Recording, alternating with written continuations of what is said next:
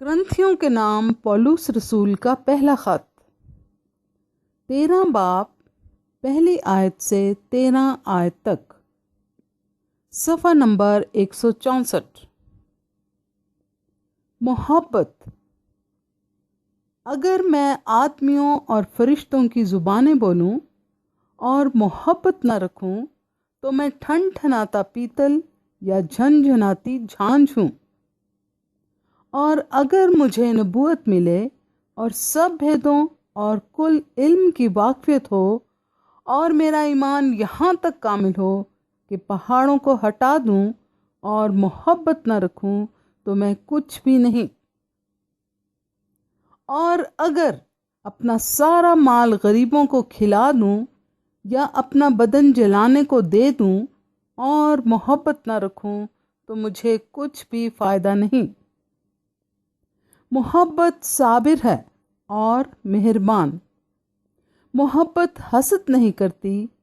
मोहब्बत शेखी नहीं मारती और भूलती नहीं। नाज़ेबा काम नहीं करती। अपनी बेहतरी नहीं चाहती। झुंझुलाती नहीं। बदगुमानी नहीं करती। बदकारी से खुश नहीं होती बल्कि रास्ती से खुश होती है। सब कुछ सह लेती है। सब कुछ यकीन करती है। सब बातों की उम्मीद रखती है। सब बातों की बर्दाश्त करती है। मोहब्बत को ज़वाल नहीं। नबूवतें हों तो माकूफ हो जाएंगी। ज़ुबानें हों तो जाती रहेंगी। इल्म हो तो मिट जाएगा, क्योंकि हमारा इल्म नाकिस है और हमारी नबूवत नातमाम।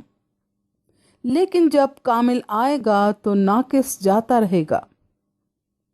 जब मैं बच्चा था तो बच्चों की तरह बोलता था। बच्चों की सी तबीयत थी। बच्चों की सी समझ थी। लेकिन जब जवान हुआ तो बचपन की बातें तर्क कर दी। अब हमको आईना में धुंधला सा दिखाई देता है, मगर उस वक्त रूबरू देखेंगे।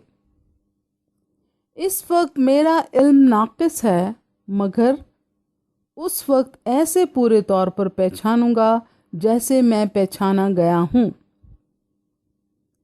गर्ज, ईमान, उम्मीद, मोहब्बत, ये तीनों दायमी हैं, मगर अफजल इनमें मोहब्बत है।